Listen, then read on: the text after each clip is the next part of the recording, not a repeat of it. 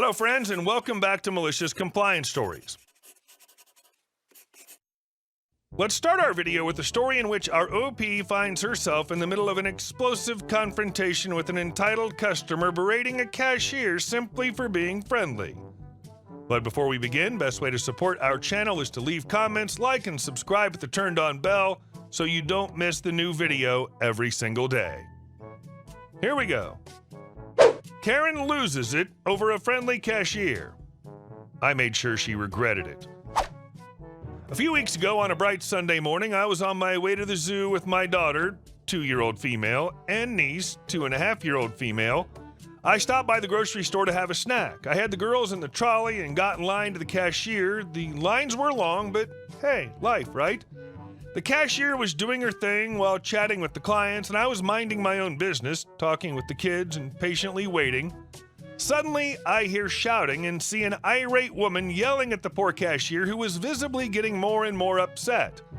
The client, an older woman with no distinctive features, was yelling like a banshee because the cashier dared to wish a good day to the previous client and basically being nice and friendly.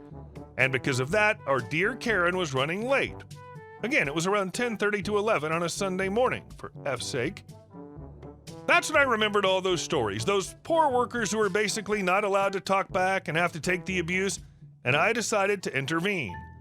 I have a very strong voice that carries loud when I want to. I asked loud enough for the entire store to hear, "What the hell is your problem? What kind of behavior is that?" I think the Karen was not expecting someone to dare to stop her tirade. She recovered and tried replying. I stopped her and told her that she was the only one holding back the line and that the cashier was doing her job and doing it well.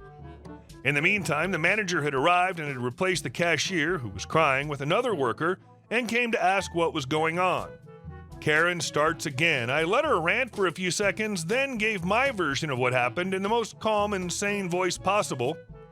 Let me tell you, Karen was fuming and started complaining again about the cashier being slow because she was chatting nicely with the customers. By then, her grocery was finished being rung and the manager asked her to pay and leave. This might not be the best climax compared to all the other stories I've read. And if you've read so far, I hope that if you also encounter this type of entitlement, you will also remember all these Reddit stories and decide to act. Thanks for reading me. Honestly, good on you for stepping in. It's baffling how some people think basic human decency is a personal attack. Like, what kind of miserable existence do you have to lead for someone simply being polite to send you into a full-blown meltdown? And our second story. They thought I couldn't read the rules, so I followed them too well. I'm a recovering alcoholic and stayed in a substance abuse facility about a year ago. The facility was co-ed and had reasonably strict rules regarding room visits and contact between sexes. The room visit policy was that there could be mixed genders in rooms, but there had to be a minimum of 5 residents present, and you must have permission from staff first. Fair enough. I was on my way to my room and happened to walk by a female friend on the way up the stairs. We stopped at the top of the stairs and chatted for a few minutes. I saw no issue with this. As far as I knew, we were not violating any rules in doing so. One of our recovery coaches saw this and did not seem to agree with me. We'll call this man Kevin. Kevin is an arrogant guy and doesn't like to be proven wrong or made a fool of. Neither do I. Kevin and I didn't get along so well. Kevin stormed into the stairway and began shouting at both of us for having an inappropriate room visit. When I calmly pointed out that we were not in either of our individual rooms and were in fact in the public stairwell, this only seemed to enrage him further. "You're not effing stupid, OP. You know damn well that these rules apply to other areas of the building, and you're just being a punk now about it." Kevin proceeded to strip away a bunch of privileges from me and place the both of us on a gender ban. All the while, I continued stating my case that I was doing nothing wrong and that if I somehow had, it was not with malicious intent. He accused me of clearly not being able to read the rules that are clearly posted on the wall. I decided to take him up on that and read the rules for myself.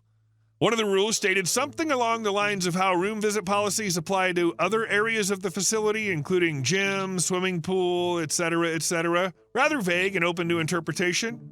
Okay, I suppose that could include the stairway. That really complicates things, but oh well. Guess I'll go and inform the other clients of this policy. By the end of the day, I had 30 other clients approaching that staff member every time they needed to use the stairs, since it was brought to my attention that the stairs were now held in the same regard as the swimming pool in the gym. This meant that no client could pass through there alone. They must either have 4 clients with them, and they had to inform the staff member of their intention. Needed to go get coffee? Got to ask staff so they could assemble and approve a group of 5.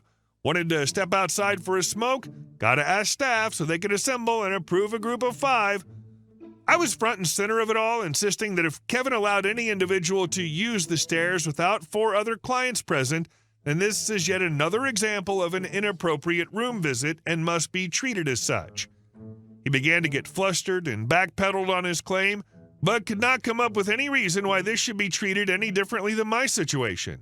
He eventually, reluctantly said that there did not need to be 5 people in the stairwell.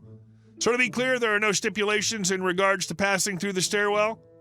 I just want to be clear because we have like 15 addicts here who want to smoke or go to the recreation room or, etc.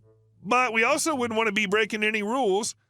He admitted there was no such rule, returned my privileges to me, and lifted the gender ban off me. Then I decided to be even pettier.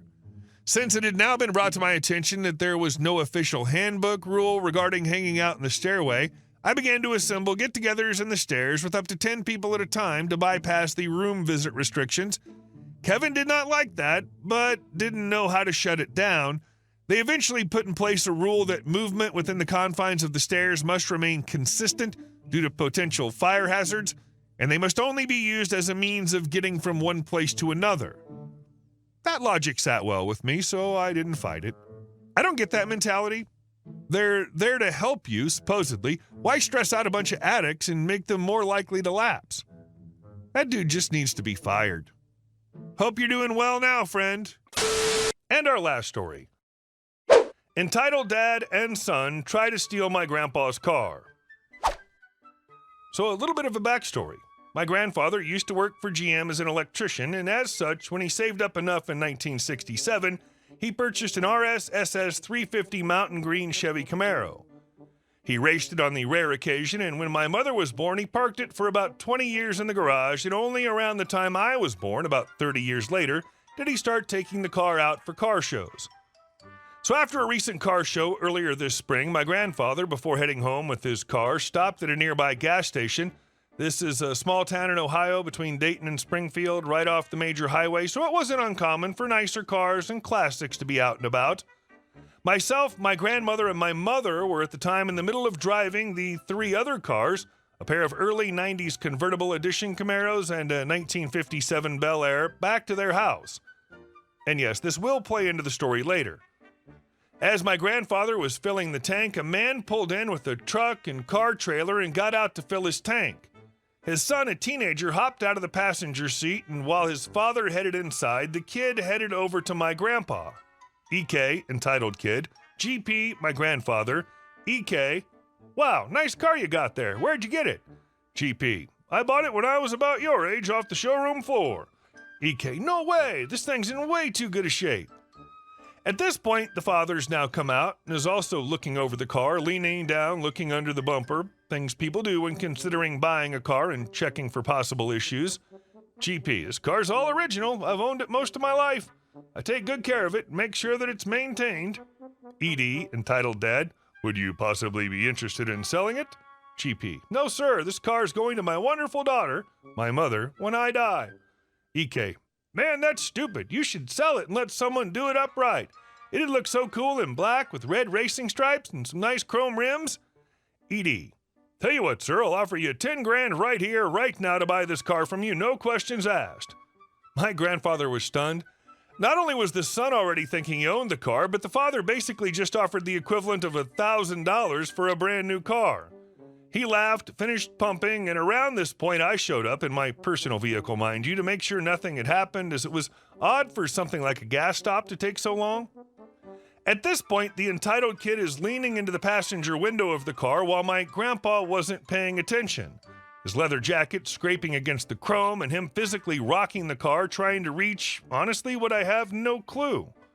I apologize for how convoluted this is about to get. OP, me. Hey, what the hell are you doing? I dragged the kid out of the car by the back of his collar, trying as much as I can to keep his jacket off the chrome and the paint. He whirled around, probably intent to hit me, but halted for a minute when he saw me. I'm 6'4" and wear a patch-covered jean jacket that's done up with a bunch of racing patches and firearms brands. EK. Hey man, what's the big idea? I was just looking. OP. Yeah, and it ain't your car. Last I checked, this belongs to that man standing there talking with your father, not you, so get the hell away from it. Here the kid gets mad and decides to throw a punch, which he landed, taking the breath out of me. I responded by taking his legs out from under him, though, and kicking him in the stomach as he fell. The dad starts screaming at my grandfather about how I'm going to have you arrested for trying to steal my son's car, and starts calling the cops and causing a big scene. He's raving about how my grandpa was just distracting him while I attacked his son. So, of course, the cops arrive and I'm arrested. My grandfather, in his mid to late 70s, mind you, is in handcuffs, and this dad and son are ranting to the cops about how we were mugging them and that the kid had been driving the car home after just buying it. So the cop came over to speak to me first. I explained the kid and father don't own the car and that it belongs to my grandfather, who's owned it since the car was first bought, and now it's a well-known show car and that we'd been coming home from the car show when this all started. So the cop runs the paperwork, finds my grandfather's the owner, and this is backed up by the people running the car show as well as myself.